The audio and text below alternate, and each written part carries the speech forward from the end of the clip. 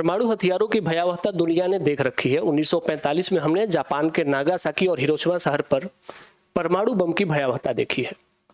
आज दुनिया के बहुत सारे ऐसे देश हैं जिनके पास की परमाणु शक्ति है, जैसे P5 के जो देश हैं। इसके बाद भारत, पाकिस्तान, उत्तर कोरिया और इजराइल। भारत और पाकिस्तान ने तो न्यूक्लियर टेस्ट कर भी लिया है। उत्तर कोरिया और इजराइल, ये भी संभवतः माना जाता है कि इनके पास भी परमाणु हथियार हैं, लेकिन इन्होंने कभी भी एक्टिव टेस्ट नहीं किया है। कुछ विचारक यह भी मानते हैं कि ईरान के पास भी संभवतः इनरिच्ड यूरेनियम है और वह भी सिर्फ परमाणु परीक्षण करने भर से ही देर है। सोचिए कभी ऐसी स्थिति हो जब दो परमाणु संपन्न देश आपस में युद्ध के लिए तैयार हो जाएं और वह पूर्ण क्षमता के साथ युद्ध लड़े, क्या होगी वो परिस्थिति? संभवतः शायद पृथ्वी से मनुष्य का अस्तित्व मिट जाएगा, या ऐसा होगा कि दो देश या तृतीय विश्व युद्ध छिड़ जाएगा। बिल्कुल ऐसी संभावना है। 1945 के बाद एक ऐसा भी क्षण आया कि सिर्फ परमाणु संपन्न देश नहीं बल्कि दुनिया के दो सबसे अधिक परमाणु संपन्न देश एक युद्ध के मुहाने पर ऐसे पहुंच गए कि मिनटों के अंदर लगने लगा कि अब संभवतः दुनिया का अस्तित्व शायद मानचित्र समाप्त हो जाएगा। वह तिथि थी 16 अक्टूबर 1962। दुनिया इसे क्यूबा मिसाइल संकट के नाम से जानती है। क्यूबा मिसाइल संकट अगर सामान्य रूप से सामान्य शब्दों में आपसे कहा जाता है तो लोगों को समझ नहीं आता है कि क्यूबा मिसाइल संकट कोई एक घटना रहा होगा, लेकिन क्यूबा मिसाइल संकट एक ऐसी घटना थी जिसने संपूर्ण मानव जाति के अस्तित्व पर प्रश्न चिन्ह लगा दिया कि मानव जो अपने हथियारों को विकसित कर रहा है, क्या यह मानव के हित में है या संपूर्ण मानव जाति के लिए संकट है। क्यूबा मिसाइल संकट की अगर हम शुरुआत की बात करें तो सेकेंड वर्ल्ड वॉर के बाद पुनः दुनिया परमाणु युद्ध के कगार पर आ गई। द्वितीय विश्व युद्ध में हमने पहली बार परमाणु युद्ध देखा था। अब प्रश्न उठता है कि क्यूबा जैसा एक छोटा सा देश जो कि विश्व पटल पर एकदम छोटा सा है, वह इतनी चर्चा में कैसे आ गया कि आज भी हम विश्व इतिहास में जब पढ़ते हैं तो क्यूबा मिसाइल संकट आज यूपीएससी या अन्य स्टेट कमीशन में या कहीं भी दुनिया में विमर्श का एक प्रमुख मुद्दा बना रहता है। और क्यों वहां से परमाणु युद्ध का खतरा मंडराने लगा? सोचिए, जिस क्यूबा के पास इकोनॉमिक रिसोर्सेस बहुत लिमिटेड है, उसके पास परमाणु हथियार नहीं है, फिर भी क्यूबा परमाणु हथियार या परमाणु जंग का कारण कैसे बन गया? 1962 में ऐसा क्या हुआ था जिसे याद करके आज भी अमेरिकी समाज कांप उठता है? क्यों अमेरिका को लगता है कि 1962 की परिस्थितियां अगर मिनटों में भी निर्णायक डिसीजन नहीं लिए गए होते तो शायद अमेरिका मानचित्र पर नहीं होता। इस घटना ने, क्यूबा मिसाइल संकट ने दुनिया को और भारत को किस तरीके से प्रभावित किया, यह एक बहुत गंभीर चर्चा का मुद्दा है। बार बार हम जब अपने एग्जाम में जाते हैं तो बार बार यूपीएससी भी इस पर ऑलरेडी 2-3 बार प्रश्न पूछ चुका है, आगे भी पूछा जाएगा। जब जब दुनिया में युद्ध जैसी गतिविधियां प्रमोट होंगी, युद्ध का वातावरण बनेगा, वैसे वैसे युद्ध की सबसे भयावह घटना जो कि युद्ध के कगार तक थी, दुनिया लगभग समाप्त होने के कगार पर थी, उस घटना की चर्चा जरूर होगी। तो ऐसी ही एक घटना थी क्यूबा मिसाइल संकट। दरअसल 14 अक्टूबर 1962 की बात है। 14 अक्टूबर 1962 को अमेरिकी टोही विमान 14 अक्टूबर 1962 को अमेरिकी टोही विमान अमेरिका से निकल करके क्यूबा के ऊपर से घूम रहे थे। तो वहां उन्होंने देखा, ऑब्जर्व किया कि क्यूबा के अंदर सोवियत संघ के, उस समय के तत्कालीन यूएसएसआर के कुछ हथियार क्यूबा के अंदर तैयार किए गए हैं और वे हथियार ऐसे हैं जो कि परमाणु हथियार, परमाणु बमों को एक जगह से दूसरी जगह ले जाने के लिए कैपेबल है। यह खबर जैसे ही अमेरिका में पहुंची, अमेरिका में हड़कंप मच गया। तत्कालीन अमेरिकी राष्ट्रपति जॉन एफ कैनेडी, इनके हाथ पांव फूलने लगे। अब यह प्रश्न उठता है कि ऐसा क्यों था कि यूएसएसआर ने अमेरिका के सबसे निकट क्यूबा के पास, क्यूबा में परमाणु हथियार एक्टिव कर दिए थे। वहां क्यों यूएसएसआर ने परमाणु हथियार लगाए? अमेरिका से यूएसएसआर की ऐसी क्या दुश्मनी थी? दरअसल अगर हम दुश्मनी की बात करें तो यह घटना थोड़ी पहले जाती है। जब आप लोग प्रथम विश्व युद्ध की चर्चा करते हैं, जब आप प्रथम विश्व युद्ध के बारे में पढ़ते हैं, तो फर्स्ट वर्ल्ड वार में हम सभी जानते हैं कि फर्स्ट वर्ल्ड वार में जो रूस था, जो यूएसएसआर बना, वह लेनिन के नेतृत्व में मित्र राष्ट्रों की तरफ से लड़ रहा था। लेकिन लेनिन जैसे ही सत्ता में आए 1917 में, उन्होंने रूस में साम्यवादी व्यवस्था, मार्क्सवादी व्यवस्था लागू कर दी।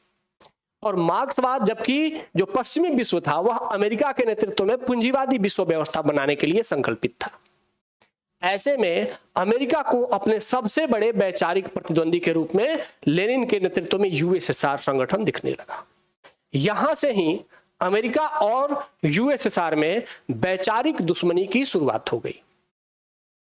यह वैचारिक दुश्मनी सेकेंड वर्ल्ड वार के दौर में और तेज हो गई, जब सेकेंड वर्ल्ड वार में यूएसएसआर ने मित्र राष्ट्रों की तरफ से जर्मनी पर हमला किया, जर्मनी के साथ युद्ध करना शुरू किया। एक घटना हुई, अगर आप लोगों ने विश्व इतिहास पढ़ा होगा, तो सेकेंड वर्ल्ड वार में जब जर्मनी ने, हिटलर ने यूएसएसआर पर हमला किया, तो उस समय यूएसएसआर चूंकि मित्र राष्ट्रों की तरफ से लड़ रहा था, इसीलिए उसे अपेक्षा थी कि अगर हिटलर हम पर हमला करेगा तो इंग्लैंड, फ्रांस और अमेरिका मेरी मदद करेंगे। लेकिन ऐसा नहीं हुआ। जर्मनी, हिटलर ने यूएसएसआर पर हमला किया और इंग्लैंड, फ्रांस और अमेरिका उस परिस्थिति में चुप रहे, जबकि वो एक्टिव होकर के युद्ध में अन्य मोर्चों पर लड़ रहे थे। लेकिन यूएसएसआर के सपोर्ट में उन्होंने कोई भी सैनिक संगठन या कोई भी सैनिक हथियार नहीं भेजे। इस बात से यूएसएसआर नाराज हो गया। कारण था, इसका कारण था कि दरअसल अमेरिका चाहता था, या अमेरिका, इंग्लैंड और फ्रांस तीनों चाहते थे कि जर्मनी और यूएसएसआर के बीच में युद्ध हो, और इस युद्ध में वे जानते थे कि जर्मनी यूएसएसआर से ताकतवर है, तो जर्मनी यूएसएसआर को समाप्त करेगा। यद्यपि कि यूएसएसआर मित्र राष्ट्रों की तरफ से युद्ध में लड़ रहा था, लेकिन उन्हें लगता था कि अगर जर्मनी ने यूएसएसआर को समाप्त कर दिया तो यूएसएसआर, जो कि हमारा वैचारिक दुश्मन है, भले युद्ध में हमारा मित्र बना हुआ है, लेकिन वह साम्यवाद का गढ़ है, वैचारिक दुश्मन है, तो हमारा एक वैचारिक दुश्मन समाप्त हो जाएगा, और साथ ही यूएसएसआर से लड़ते लड़ते जर्मनी की सेना भी मारी जाएगी, जर्मनी भी युद्ध में कमजोर हो जाएगा, और फिर हम मिलकर के जर्मनी को हमला करके पराजित कर देंगे। तो यह मित्र राष्ट्रों का एक ऐसा धोखा था जिसने यूएसएसआर को बता दिया कि जो पश्चिमी विश्व है वह कभी भी यूएसएसआर का अस्थायी मित्र नहीं हो सकता है। द्वितीय विश्व युद्ध की ही एक और घटना है जिसने इस दुश्मनी को और बढ़ा दिया, और यह घटना है जापान पर परमाणु बम का प्रयोग। दरअसल सेकेंड वर्ल्ड वार में जब अमेरिका ने जापान पर परमाणु बम फोड़ने का, परमाणु बम गिराने का निर्णय लिया, तो यह एक गुप्त निर्णय लिया गया था, लेकिन अमेरिका ने अपने मित्र देशों को इसकी पूर्व सूचना दे दी थी। अमेरिका ने इंग्लैंड और फ्रांस दोनों को सूचित कर दिया था कि आप चिंता नहीं करिए, 2 या 3 दिनों के बाद हम जापान पर परमाणु बम गिराने वाले हैं। लेकिन इस बात की जानकारी अमेरिका ने यूएसएसआर को नहीं दी, जबकि जापान के साथ फ्रंट पर यूएसएसआर लड़ रहा था। इस बात की जानकारी यूएसएसआर को नहीं दी गई, और यूएसएसआर अपने युद्ध के हथियार, अपने युद्ध पर अपने खर्चों को बढ़ाता चला गया, और अंत में बिना यूएसएसआर की जानकारी के जापान पर परमाणु बम गिराए गए। इस बात से भी यूएसएसआर को दिक्कत हुई कि जब आपको जापान पर परमाणु बम गिराना था, आप इंग्लैंड को बता सकते थे, फ्रांस को बता सकते थे, तो मुझे क्यों नहीं। इस घटना ने संभवतः पश्चिम और यूएसएसआर के बीच की जो मित्रता संभावित थी उसको भी पूर्णतः समाप्त कर दिया, और इसके साथ ही द्वितीय विश्व युद्ध समाप्त हुआ और अब वैचारिक स्तर पर दुनिया शीत युद्ध कोल्ड वार के दौर में प्रवेश कर चुकी थी। अब जहां भी मौका मिलता था, यूएसएसआर एक तरफ, उसके गठबंधन के मित्र एक तरफ, और अमेरिका और उसके गठबंधन के मित्र एक तरफ, जहां भी मौका मिलता था आपस में उलझ पड़ते थे। ऐसे में दोनों ने अपने लिए अलग अलग शक्ति संतुलन स्थापित करने के लिए, अपनी शक्ति को बढ़ाने के लिए गठबंधन बना लिए। अमेरिका के निर्देशन में नाटो जैसी युद्ध लड़ने वाली संस्था का गठन हुआ, तो यूएसएसआर के नेतृत्व में वर्सा पैक्ट नामक एक संस्था का भी गठन हुआ। इन घटनाओं ने शीत युद्ध का आधारशिला रख दिया था। उसके बाद लगातार दोनों समूह आपस में एक दूसरे के विरुद्ध हथियार, प्रोपेगेंडा, संधि, इन सब के माध्यम से अपने अपने सहयोगियों को समर्थन देने लगे। जैसे आप सभी जानते हैं कि जब भारत और पाकिस्तान में युद्ध हो रहा था 1971 का, तो 1971 में भारत की तरफ से यूएसएसआर का सपोर्ट था, तो पाकिस्तान की तरफ से अमेरिका का सपोर्ट था। आप सभी जानते हैं कि उस युद्ध के बीच में ही इंदिरा गांधी से मित्रता, 20 वर्षीय मित्रता की संधि यूएसएसआर ने साइन की। तो इस तरीके से संधि के माध्यम से भी एक दूसरे के विरुद्ध जहां भी मौका मिलता, अमेरिका और यूएसएसआर लड़ने के लिए तैयार हो जाते थे और एक दूसरे को काउंटर बैलेंस करने की कोशिश करते थे। ऐसे अनेक युद्ध लड़े गए। इसमें वियतनाम युद्ध, कोरिया का युद्ध लड़ा गया, ताइवान संकट पैदा हुआ, स्वेज नहर का विवाद हुआ, इजराइल फिलिस्तीन विवाद हुआ और भारत पाकिस्तान के बीच कश्मीर मुद्दा चलता रहा। इन घटनाओं ने यह स्पष्ट कर दिया कि दुनिया अब बाइपोलर हो चुकी है और अब दुनिया युद्ध के दौर में प्रवेश कर चुकी है, क्योंकि द्वितीय विश्व युद्ध और प्रथम विश्व युद्ध, ये दोनों युद्ध यूरोप में ही लगभग केंद्रित थे। लेकिन उसके बाद जो शीत युद्ध का दौर शुरू हुआ, ये सभी युद्ध यूरोप से बाहर लड़े गए। तो अब जो यूरोप पहले युद्ध लड़ा करता था, अब वह युद्ध यूरोप ने पूरे दुनिया में फैला दिया था। अभी मौका मिलता, युद्ध तो करते ही थे, साथ ही अमेरिका और यूएसएसआर, ये दोनों, जो कि अमेरिका और यूएसएसआर का ग्रुप जो था, यह दोनों एक दूसरे को काउंटर करने के लिए एक दूसरे के आसपास हथियारों का जाल भी बिछाता जा रहा था। जैसे अमेरिका ने 1958 में ब्रिटेन में और 1961 में तुर्की और इटली में 100 से अधिक परमाणु मिसाइलें तैनात कर दी। अब सोचिए, अमेरिका ने कहां, ये देखिए, यूके में, इटली में और टर्की में, यहां पर 100 से अधिक परमाणु हथियार तैनात कर दी, क्योंकि ये तीनों नाटो के मेंबर थे। और यहां क्यों तैनात किया गया? ताकि ये जो यूएसएसआर का रीजन है, इस यूएसएसआर के रीजन पर जब चाहे उस पर परमाणु हमला किया जा सके। चूंकि यूएसएसआर की अधिकांश जनसंख्या इधर ही बसती थी, ऐसे में यूएसएसआर की लगभग 80% जनसंख्या इन तीनों हथियारों के रेंज में आ गई और अब यूएसएसआर के अस्तित्व के लिए यह एक चुनौती बन गया।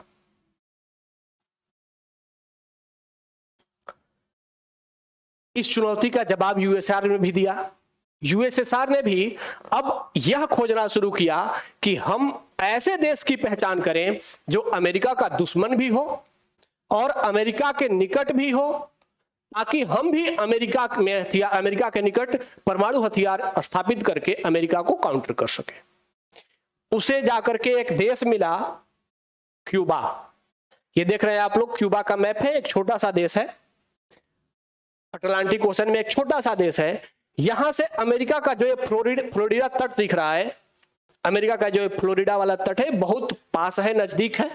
और ये क्यूबा में अगर यूएसएसआर अपना हथियार लगा देता, तो देखिए, अगर क्यूबा में यूएसएसआर हथियार लगा देता तो वह अमेरिका के सभी बड़े शहरों तक, इवन उसके सबसे अंतिम शहर, जो कि जहां तक कि लगभग संभवतः लॉस एंजल्स जो शहर था, वहां पर अमेरिका का सबसे दूर का वो शहर था, वहां तक अमेरिका के वाशिंगटन, न्यूयॉर्क, सभी शहरों पर क्यूबा से परमाणु बम से हमला किया जा सकता था, क्योंकि क्यूबा के पास से ही ये सारे शहर थे और यूएसएसआर के पास ऐसे मिसाइल टैक्टिक्स या ऐसे उपकरण थे जिसके माध्यम जिनकी प्रक्षेपण क्षमता यहां तक थी।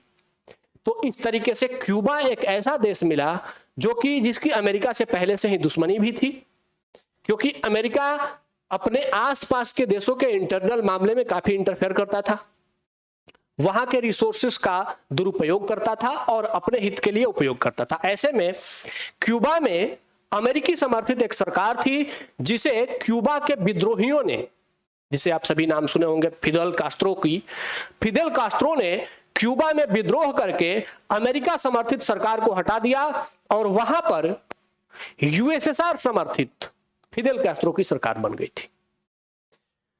अब यहां पर यूएसएसआर के सामने एक चुनौती थी कि अगर वो हथियार समुद्र के माध्यम से या फिर हवाई माध्यम से ले जाता है तो अमेरिकी सैटेलाइट बार बार उसे देख रहे हैं, साथ ही अमेरिकी टोही विमान भी यह देखने की कोशिश कर रहे हैं कि कहीं यूएसएसआर का कोई शिपमेंट अमेरिका के आसपास तो मूव नहीं हो रहा है। लेकिन इस चुनौती का भी यूएसएसआर ने एक तोड़ निकाला। उसने अपने सभी परमाणु उपकरण टुकड़ों में कर करके क्यूबा पहुंचाया। 14 अक्टूबर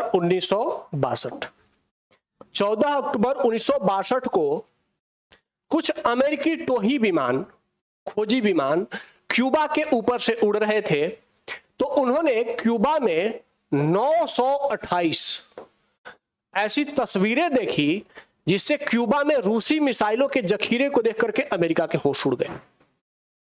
क्यूबा में 928 लगभग रूसी हथियार, यूएसएसआर के हथियार वहां पर देखे गए। अब यह बड़ा आश्चर्य का मुद्दा था कि कभी भी यूएसएसआर से कोई बड़ा शिपमेंट क्यूबा नहीं पहुंचा, उसके बावजूद क्यूबा में इतने सारे मिसाइल कैसे आ गए। तो वे सारे मिसाइल छोटे छोटे टुकड़ों में उपकरणों के रूप में वहां पहुंचाए गए थे। और जब 1962 में अमेरिकी टोही विमान ने देखा तो अमेरिकी राष्ट्रपति जॉन एफ कैनेडी की हालत खराब हो गई। उन्होंने अंदाजा लगाया था कि उन्होंने यूएसएसआर को सैन्य रूप से घेर रखा है, उन्हें पता ही नहीं था कि उनके सबसे निकट तक यूएसएसआर के परमाणु मिसाइल आ चुके हैं। तत्कालीन यूएसएसआर के राष्ट्रपति निकिता खुश्चेव अब इनसे बात करना जॉन एफ कैनेडी की मजबूरी हो गई, क्योंकि अब तक ये यूएसएसआर को काउंटर करने के लिए चारों तरफ से घेराबंदी कर रहे थे, लेकिन अब इनके ही पास घेराबंदी हो गई। तो ऐसे में अब जॉन एफ कैनेडी को निकिता खुश्चेव से बात करने की मजबूरी हुई। लेकिन अब प्रश्न उठता है कि Nikita Khrushchev John F Kennedy से क्यों बात करेंगे, क्योंकि निकिता खुश्चेव इस समय बढ़त में थे, वे अमेरिका के निकट अपने परमाणु मिसाइलों को पहुंचा चुके थे।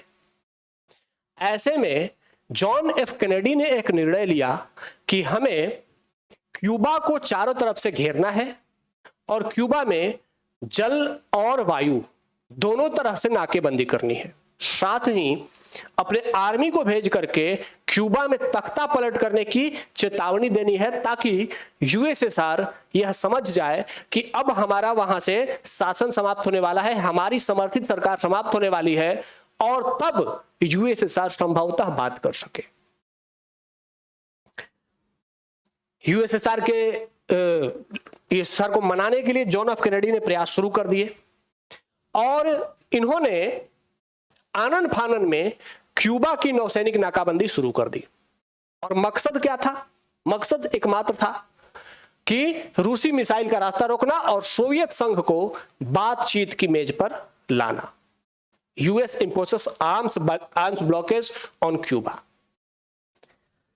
इस तरीके से अमेरिका चाहता था कि क्यूबा में यूएसएसआर को अपने साथ कंट्रोल करके यूएसएसआर को बातचीत के मंच पर लाया जा सके। जॉन एफ कैनेडी ने क्यूबा को चारों तरफ से घेर लिया और उन्होंने एक पब्लिक डिबेट में कहा कि क्यूबा से जितनी जल्दी हो सके यूएसएसआर अपने हथियारों को नष्ट करे, नहीं तो हम क्यूबा को समाप्त कर देंगे। और जब उन्होंने ऐसा कहा तो निकिता खुश्चेव ने, जो कि यूएसएसआर के तत्कालीन राष्ट्रपति थे, निकिता खुश्चेव ने जॉन एफ कैनेडी, जो कि अमेरिका के राष्ट्रपति थे, इनको एक चिट्ठी लिखी और उस पत्र में लिखा कि अंतरराष्ट्रीय जल मार्ग और आकाश मार्ग से यातायात को रोकना और क्यूबा की घेराबंदी ऐसी आक्रामकता है जो मानव जाति को विश्व नाभिकीय मिसाइल युद्ध के नरक कुंड में डाल देगी। इसका मतलब था कि यूएसएसआर के राष्ट्रपति ने जॉन एफ कैनेडी को तत्काल धमकी दी कि अगर आप क्यूबा में अपने प्रयासों को वापस नहीं करते हैं तो संभव है कि दुनिया अब पहली बार परमाणु युद्ध से परिचित होगी। बहुत ही भयानक स्थिति चल रही थी। अब लग रहा था कि संभवतः दुनिया को परमाणु युद्ध से नहीं रोका जा सकता।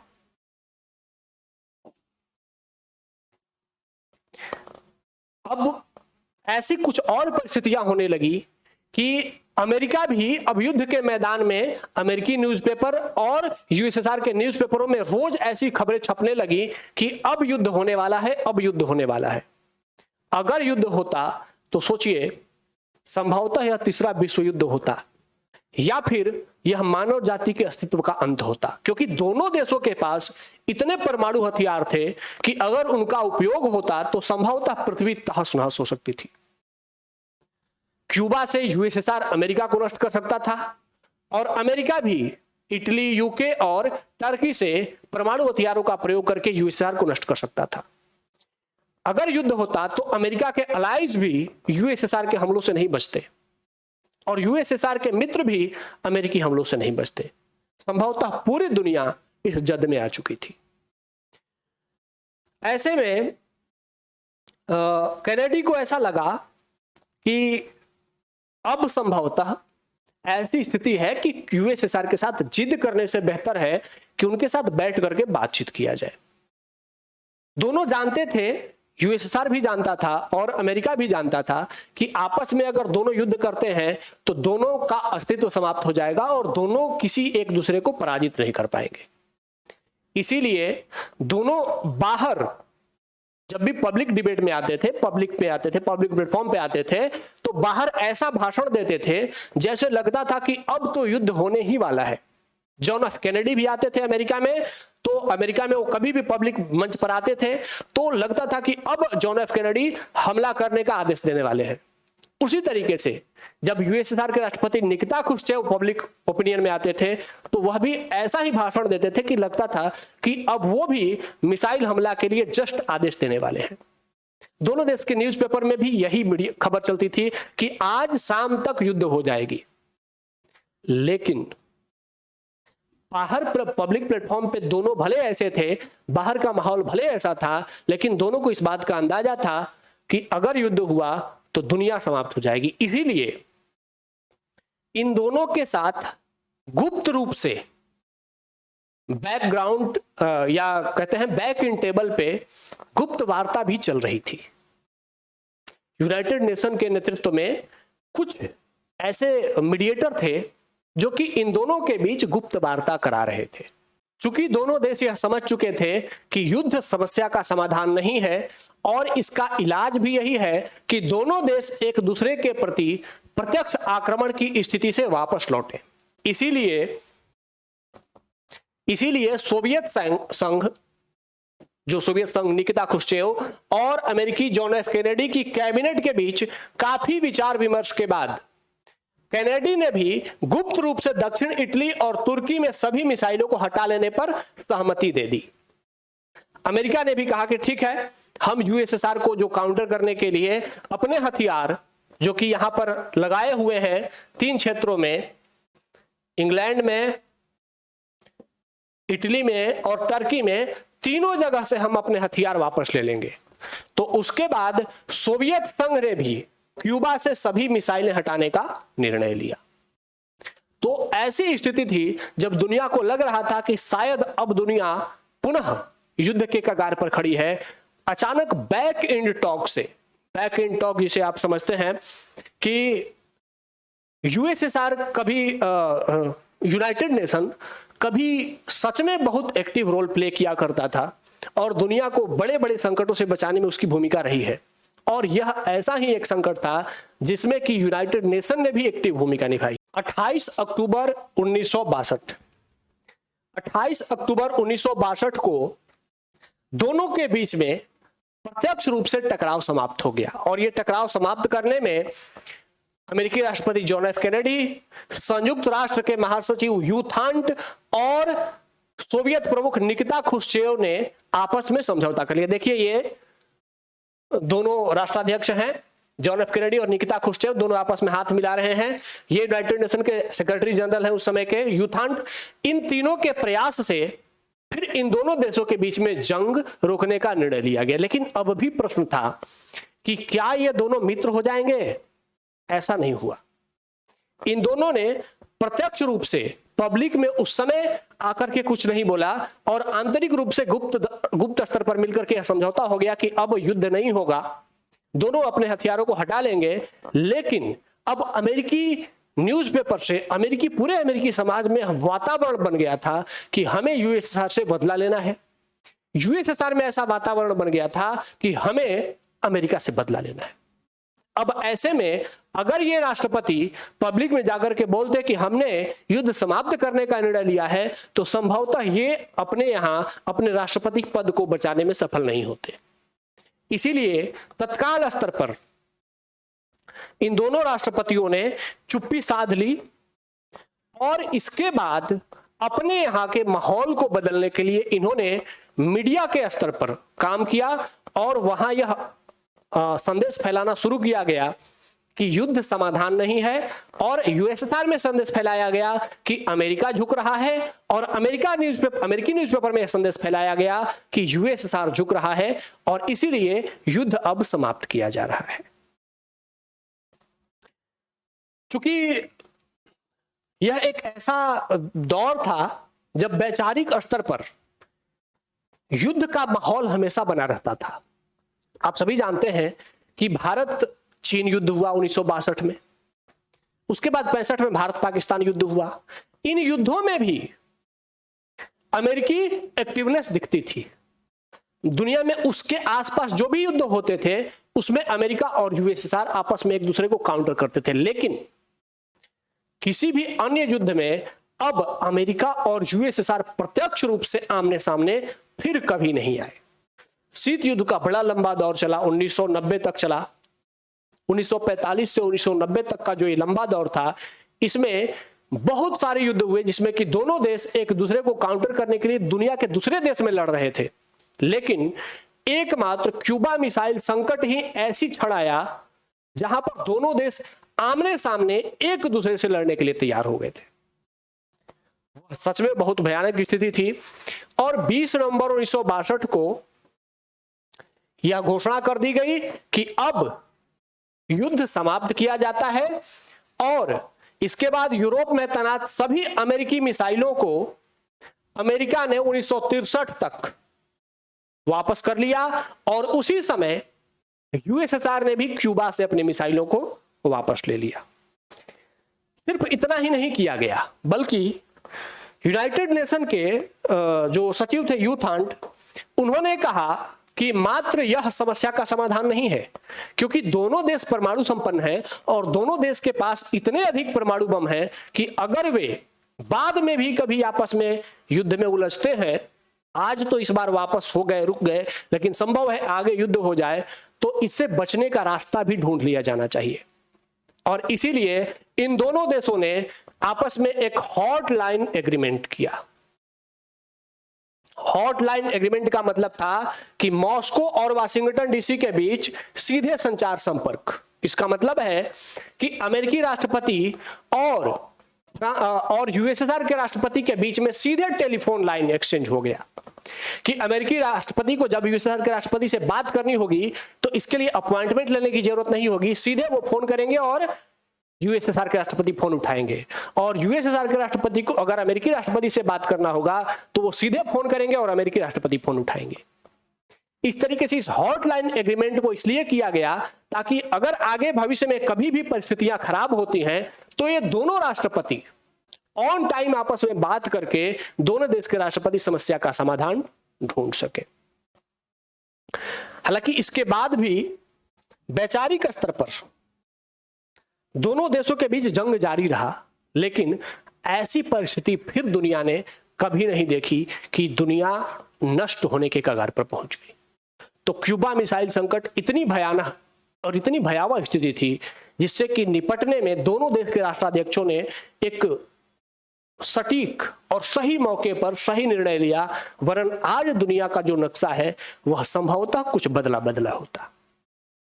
तो इस तरीके से क्यूबा मिसाइल संकट से हम यह समझ पाए कि दुनिया में किसी भी परमाणु संपन्न देश के पास आपस में उनके बीच युद्ध नहीं होना चाहिए, और इसीलिए आज भी बहुत सारे देशों के बीच में युद्ध होता है।